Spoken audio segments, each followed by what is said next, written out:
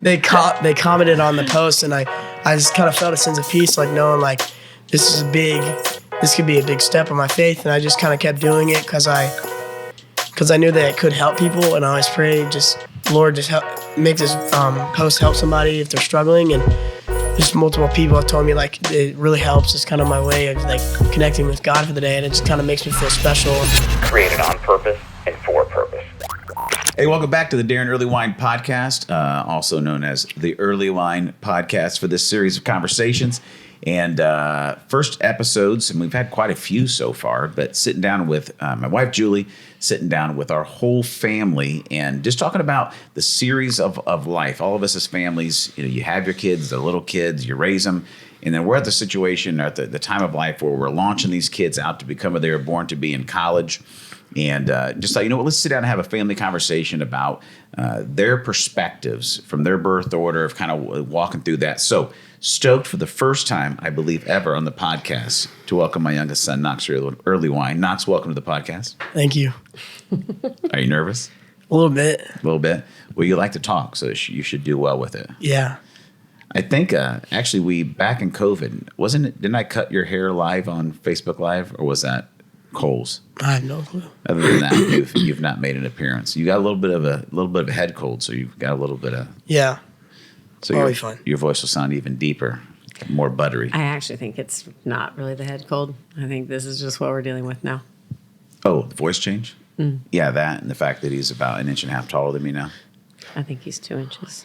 2 inches taller. What size shoe do you wear, Knox? 12. Yeah, Knox screwed up the whole thing in our house. We all wore a 10 or a 10.5, which meant every pair of shoes that was purchased could be worn by all three males. And now Knox has to have his own shoes, which works out for you. Yeah, anyway, it does. So Knox, you, how old are you? 14, almost 15. When do you turn 15? July 15th. All right, so it's just around the corner. What were you going to say? This is probably after July 15th. Well, maybe. So you may be 15. But right now, as day of recording, you're still 14 years old. Okay? That's correct. So you're the youngest person here at Earlewine Inc. What has been one of the best things in your perspective of being the baby in the family? I mean, it's definitely been easier to walk through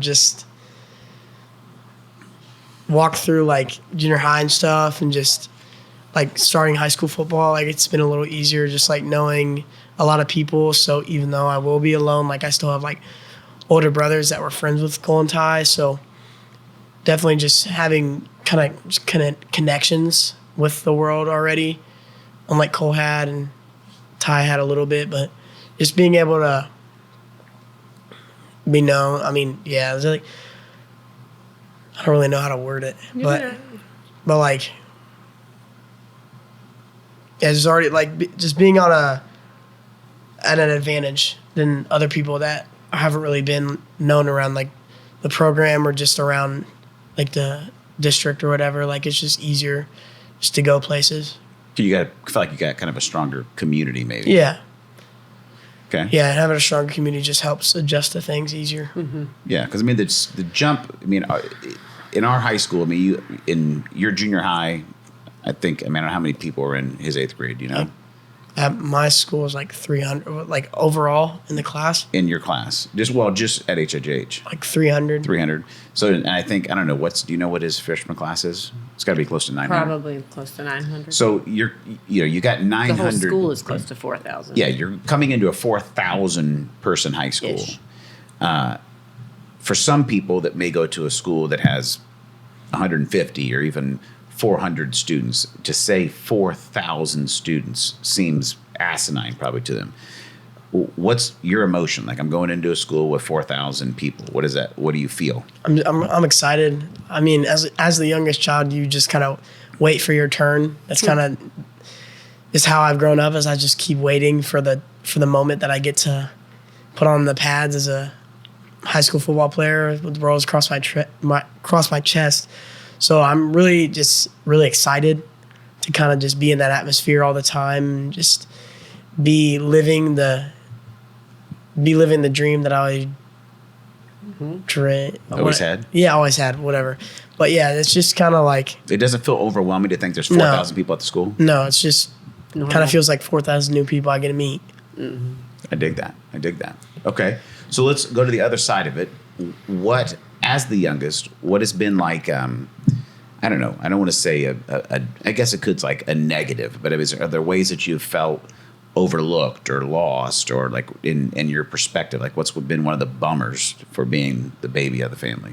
As much as having a big community it helps, it also hurts because I feel like I have a lot of pressure on myself a lot because I have just such big shoes to fill from Cullen's High, just in all aspects of being a Royal. Like, they just have done so much good there that I feel like when I walk in the building on the first day, like I'll just have a lot of pressure to fulfill what they did. Obviously, I'm writing my own story, but I'm still kind of in the shadow of how big and how long their stories were, because how much they did at the high school. Because I'm just kind of always reminded that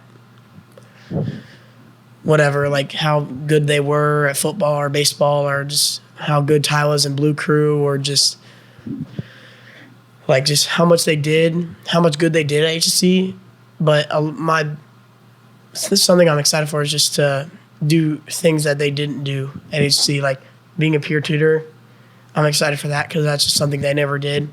So I think it'll be a good way for me to open doors for myself instead of have the doors already opened for me.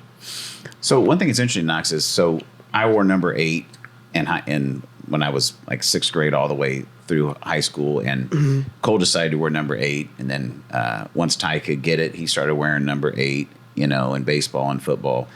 And right now, the plan is you're going to keep wearing number 8. Why did you make that decision? Because you could have been like, listen, I'm charting my own path. Like, I'm my own man. I wear 33 or whatever. And it's not just all about sports, but why is it important to you to follow, like, to carry that on instead of just doing your own thing? Because I feel like it's kind of like a stereotype for athletes. Like, numbers mean more than what people think they do. So, like, I just want to carry on our family legacy and just continually make names for our family, because I feel like it's just always been a kind of cool thing to be able to wear number 8 for your family. So it's just kind of special for all of us to just be able to carry on that legacy of, like, the early ones wear number 8 or whatever. Yeah. So it's just kind of special. I love it. It's cool.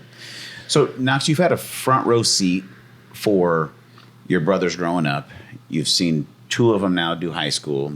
You've seen your oldest now do 2 years of college. So you've seen some good, you've seen some bad, right? What are some of the biggest kind of takeaways, I guess, that you feel like you're stepping into high school now, but you've had a front row seat to watch them do it? What are some of the maybe positive or negative takeaways? I mean, I definitely kind of want to stay on a stronger path of faith, because I feel like I've just seen some of their friends just do some things that kind of just don't look super pleasing. So I definitely want to stay away from going down the wrong path, and just kind of make sure that I'm staying on the path of God and just not making any stupid decisions and just embarrassing myself from doing stupid things, and just positive things is just like just work hard for the things I want, because God always says we can do anything with him, and just to trust in the Lord's plan and just know that if I want to do something, that I can do it through him and with him. So just to kind of just work hard for the things I want, and just to lead with humility and knowing that God is with me through everything. Yeah. Yeah. What great answer. I love that. Kind of maybe you've had, obviously, with 2 older brothers, and they're very unique in how God's created them. Like, what's something that stands out to you that you feel like you've learned from your oldest brother, and what's something that you feel like that's unique that you've learned from Ty, your middle brother? So both of them are very different people. Cole is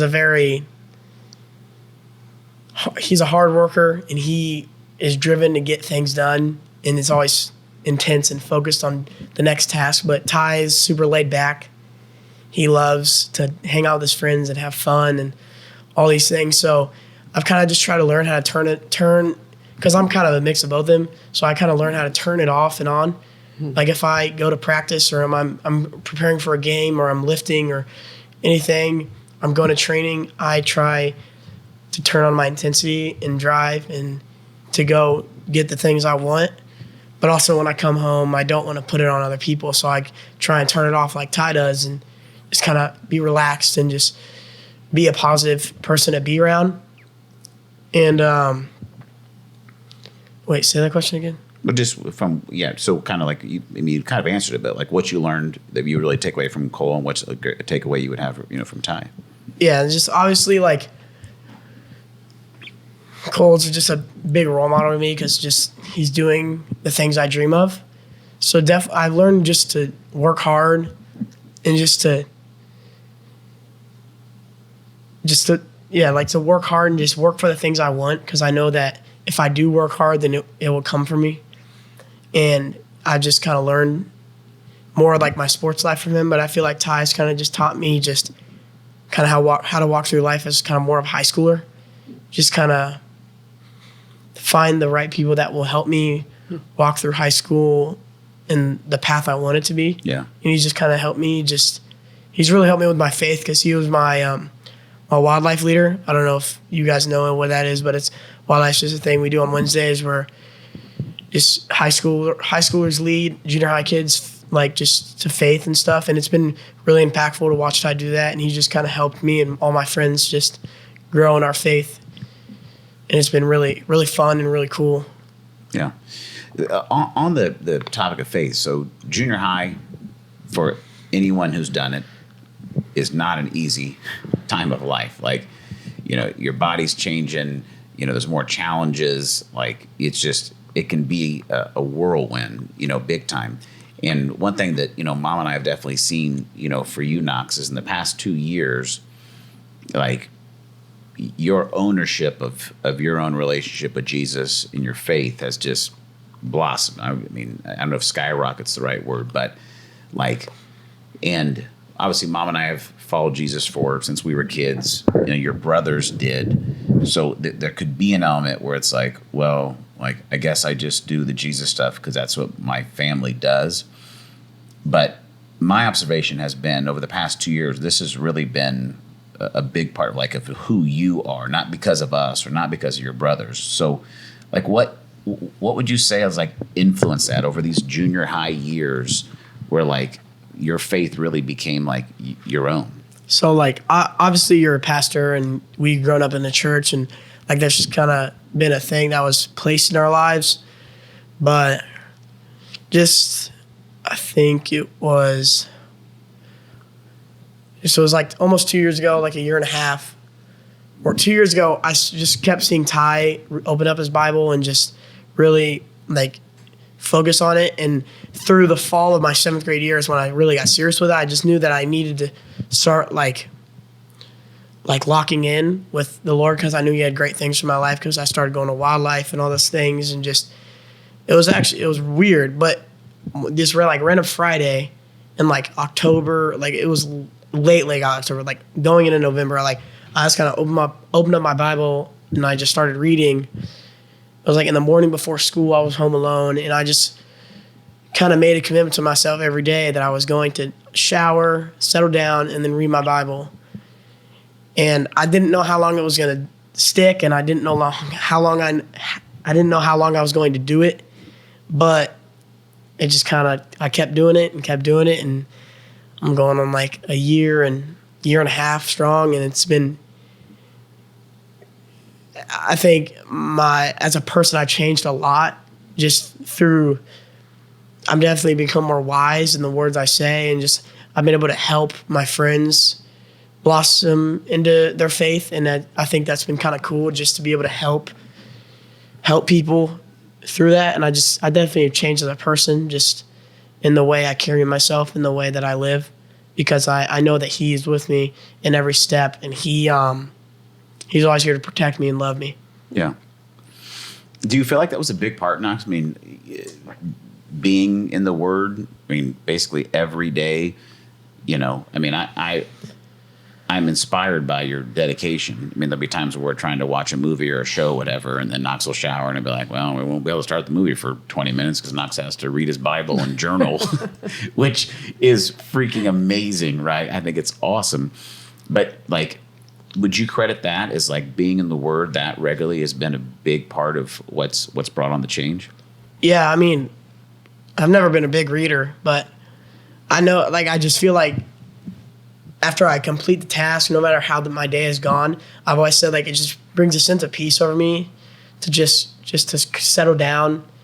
That's my way of settling down at night. And I just feel like that's definitely just helped me with my faith, is just learning how Jesus was living and just what God was doing for the world. And just, it's just kind of a way he speaks to me. And I read and then I journal just what the Lord was speaking to me through this chapter, the chapter I read today. And it's just it's so impactful, just knowing that, just kind of just breaking down the thoughts that Jesus is giving me and God is giving me. Yeah. I didn't want to jump in if you were ready to interject. I was going to say, one of the things I really appreciate about this that you do is that you also then post it, what God is teaching you, so that you can like share your faith with others. Mm-hmm. And that takes a lot of courage as a 13 and 14-year-old to every single day, like, and I've had like older friends that follow you on Snapchat, and every day they see and post and they just love it about you. And so I think that is really cool. And it's actually really super convicting to me because I'm not good at doing that stuff every day. And like, I think it's interesting the way God can use your children to also be your accountability partner, not just friends or your spouse, but like you've really motivated me to be better this past year about doing that, because I've watched you become, I mean, it would be so easy to not do that every day, and you do that. So I really admire your just commitment and faithfulness to it, but mostly I admire your ability, your confidence in Jesus to share it with others. Yeah, it was like a month or two after I started doing that, and it was definitely like a big leap of faith, because like at the time I had a lot of older friends, and I didn't know like if people were, obviously as like a 13-year-old, I didn't know if people were gonna like make fun of me or pick on me for it. But so you thought about that before you did? I did, yeah. I thought about it. Like I was literally taking a picture of the verse, and I was like, what are people gonna say? Like what if people look at me weird? But like, it definitely, after doing it that first time, I was like, I like this a lot. I think actually somebody slid up, or they commented. You can use the term. They know what it means. You can use the term of Snapchat. He just basically said, "All you listeners are old." They commented on the post, and I just kind of felt a sense of peace, like knowing like this could be a big step in my faith, and I just kind of kept doing it because I knew that it could help people, and I always prayed, Lord, just make this post help somebody if they're struggling. And just multiple people have told me like it really helps. It's kind of my way of like connecting with God for the day, and it just kind of makes me feel special. And like even more of my friends have started doing it, so like just see that me doing something one time, even though I was kind of scared of doing it, like it just kind of it blossomed and impacted other people to do the things that I was doing. So it's like it's been a really big part of my faith, and it's been really cool. So on the since you brought up social media, one of the decisions that we made usually third time around is we haven't allowed Knox to have other social media other than Snapchat. Actually, his brothers did not let him have it. It was really less us and more Cole and Ty were like, don't let him have it. That's a good point. It was, wasn't it? Mm-hmm. It really wasn't us. So we're not going to sit over here and act like it was us. I don't know how old Cole was when we let him get Instagram. 13. Mm-hmm. So yeah, so you're right. Your brothers were like, he does have Snapchat. That's considered social media. Sure. But, well, kids don't use Facebook. But no TikTok, no Instagram. When we, through your brother's leadership, didn't let you, and I know probably the majority of your friends all have social, at least have TikTok or Instagram. Was that a bummer to begin with, or were you like, I don't care? Like, what was the emotion with that? The only one I ever cared about was Snapchat, because I knew all my friends were like texting on it and stuff. So I wanted that one, but the other ones, like, I don't really care much for. It doesn't bring any good to your life besides, it's just not good, and I don't really want it a part of my life, even though it could help with recruiting and stuff, but it's nothing that I think about every day. I'm like, oh, I wish I had this, I wish I had that. Like, it's not that big of a deal to me because I know that it's not helpful at all. It'll just make my addiction to my phone even worse. So why would I want that? I mean, I enjoy Snapchat a little bit because I get to talk to my friends, but I don't even think I needed that. You really just need messages. And I wish social media would go away because I feel like that's kind of just the root of all evil for kids right now. Just in so many different ways. Do you think it was easier to not desire those things when two of your heroes told you not to have it? For sure. Just knowing that, like, when they would tell me, like, it's not that cool, it's not going to do anything for you, they definitely, like, shifts my mindset. Like, I don't need this. Like, it would be fun being able to, like, see if I was posting it on the HSC Sports Network page or whatever, but somebody else can show me that, and they have before. So sometimes I wish I had it, but most of the time I'm glad I don't because, I mean, it ruins people's lives every day. Hey, I hope you're enjoying this episode of the Earlewine podcast. And as you can tell, as a family, we definitely like to talk. And so these episodes went a little bit longer than a regular episode. And so we've cut them in half. And so this will be the first half of this conversation. When we come back, we'll close the conversation out. Hope you're enjoying it. Would love to hear from you. You can always email me at Daron@DaronEarlewine.com.